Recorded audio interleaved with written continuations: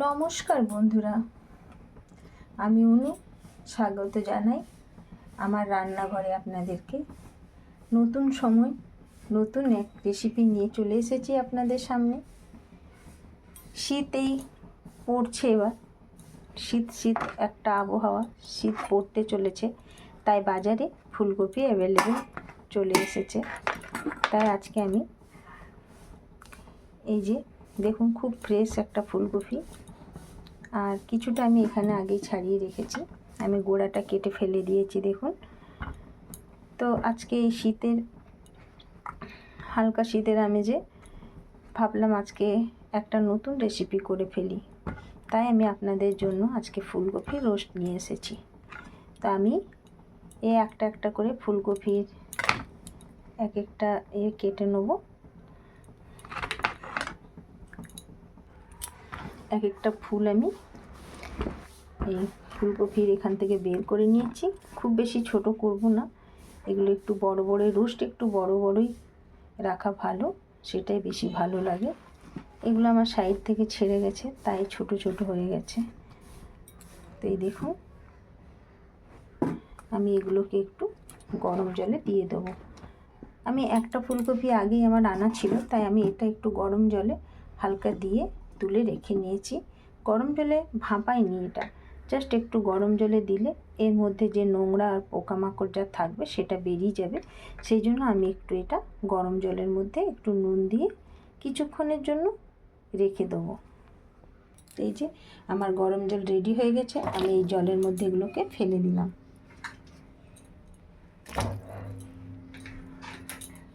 ফুলকপির ঝোল, ফুলকপির তরকারি, মাছের ফুলকপিতে বা ফুলকপি দিয়ে অনেক কিছুই হয়, আমরা সাধারণত অনেক কিছুই খেয়ে থাকি।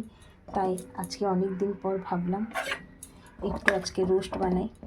ছেলে রোস্ট খেতে ভালোবাসে, তারই আবদারে আজ আমি রোস্টটা বানাচ্ছি, তার সাথে আপনাদেরকেও একটু শেয়ার করে নিলাম। আমি এর মধ্যে একটু লবণ দিয়ে দেবো, এই যে লবণ দিয়ে দিচ্ছি। আমরা বাঙালি, তাই বাঙালিদের একটা বদনামি আছে, আমরা খাদ্যরসিক। সত্যি কথাই, আমরা খাদ্যরসিক।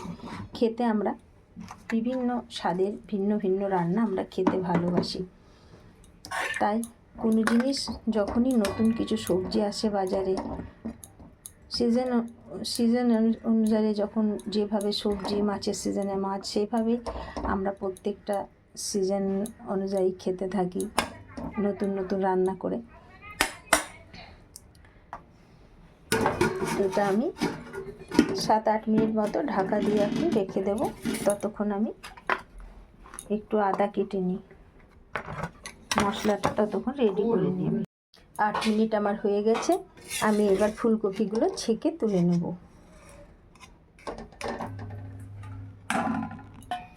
ফুলকপিগুলো আমি ছেঁকে তুলে নিয়েছি, সব একসাথে রেখে নিয়েছি। এবার আমি পেস্টটা তৈরি করে নিই। এখানে আমি লম্বা লম্বা করে আদা কুচিয়ে নিয়েছি, এখানে 4টে কাঁচা লঙ্কা নিয়েছি কাঁচা পাকা, এখানে আমার এই যে কাজু, মগজ আর একটু পোস্ত নিয়ে নিয়েছি। এগুলো আমি সব একসাথে মিশিয়ে পেস্ট করে নেব।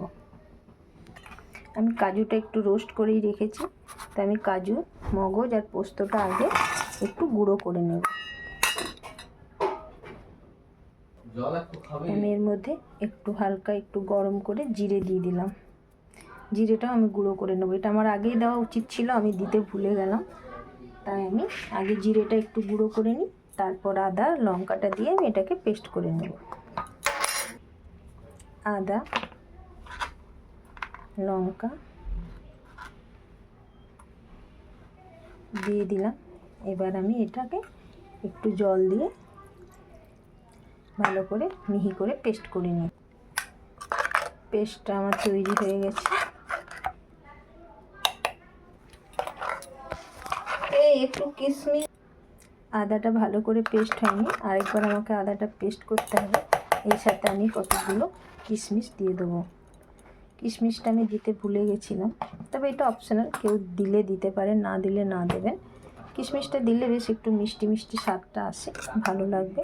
তাই আমি এবার আরেকবার এটা কিশমিশটা দিয়ে পেস্ট করে নেব। পেস্টটা আমার খুব সুন্দর তৈরি হয়ে গেছে। কড়াই আমি গরম করে নিয়েছি, এবার এর মধ্যে সাদা তেল দিয়ে দেবো।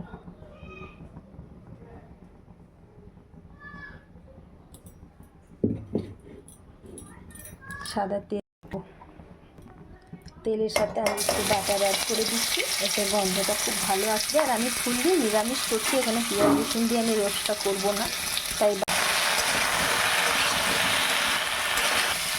ফুলকপিটা আমার ভাজা হয়ে গেছে, আর বেশি ভাজবো না। এই যে হালকা হালকা একটু সোনালি কালার চলে এসছে, এর বেশি ভাজলে এবার আর ভালো লাগবে না দেখতে।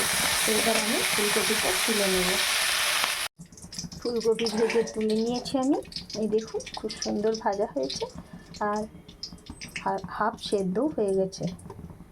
তো এবার আমি এর মধ্যে তেলটার মধ্যে এই যে দুটো ছোট ছোট তেজপাতা আর একটু গোটা গরম মশলা দিয়ে দিচ্ছি। কালারটা সুন্দর আসবে বলে আমি তেলের মধ্যে একটু হলুদ দিয়ে দিলাম। এবার আমি এই যে কাজু বাটাটা, কাজু মগজ জিরে আদার যে পেস্টটা সেটার মধ্যে দিয়ে ভালোভাবে এবার নাড়াচাড়া করতে হবে। এবার এটা অনবরত নাড়তে হবে, নাড়লে এটা কড়াইয়ের মধ্যে লেগে যাবে। মিক্সির বাটিটা ধুয়ে আমি জলটা দিয়ে দেবো। একটু গুঁড়ো লঙ্কা, 1 চামচ মতো গুঁড়ো লঙ্কা দিয়ে দেবো। এটা কাশ্মীরি লঙ্কার গুঁড়ো, শুধু কালারের জন্য দিচ্ছি আমি। হাফ টিস্পুন গোলমরিচের গুঁড়ো। এইভাবে এটা ভালো করে কষিয়ে নেব। এই মশলাটা আমার কষানো হয়ে গেছে, আমি এবার এর মধ্যে দইটা দিয়ে দেবো।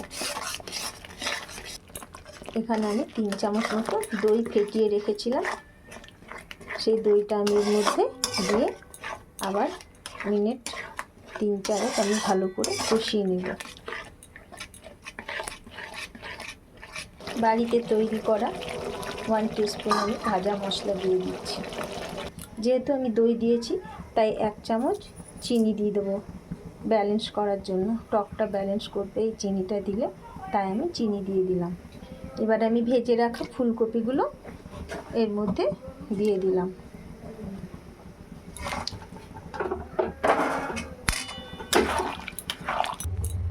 আমি 2-3 মিনিট এখন ঢাকা দিয়ে দিচ্ছি। 2 মিনিট পরে আমি আবার এসে দেখে নেব, নাহলে তলায় ধরে যাবে। একটু সেদ্ধ হয়ে যাক ততক্ষণ। ক্যাপসিকামটা আমি এর মধ্যে অ্যাড করে দিলাম। এটা আরেকবার নাড়িয়ে, না সেদ্ধ হয়নি ডাঁটিগুলো, আর একটু সেদ্ধ হবে। আমার ফুলকপি রোস্ট তৈরি হয়ে গেছে। আমি উপর থেকে আর একটু বাটার দিয়ে দেবো। বাটার দিলে গন্ধটা আরও সুন্দর লাগবে, যেহেতু এটা পুরোপুরি নিরামিষ, তাই আমি একটু বাটার একটু আগেও দিয়েছিলাম, আর একটু বাটার দিয়ে দিলাম। এবার আমি একটু কসুরি মেথি উপর থেকে হাতে ক্রাশ করে ছড়িয়ে দেব। হয়ে গেছে আমার ফুলকপি রোস্ট, খুব ভালো গন্ধ বেরোচ্ছে। তো বলুন বন্ধুরা, আপনাদের আমার এই ফুলকপি রোস্টের রেসিপিটা কেমন লাগলো? যদি ভালো লেগে থাকে অবশ্যই আমাকে লাইক, শেয়ার এবং কমেন্ট করবেন, আর আমার চ্যানেলটাকে দয়া করে সাবস্ক্রাইব করে দেবেন। ফুলকপি রোস্ট আমার তৈরি হয়ে গেছে।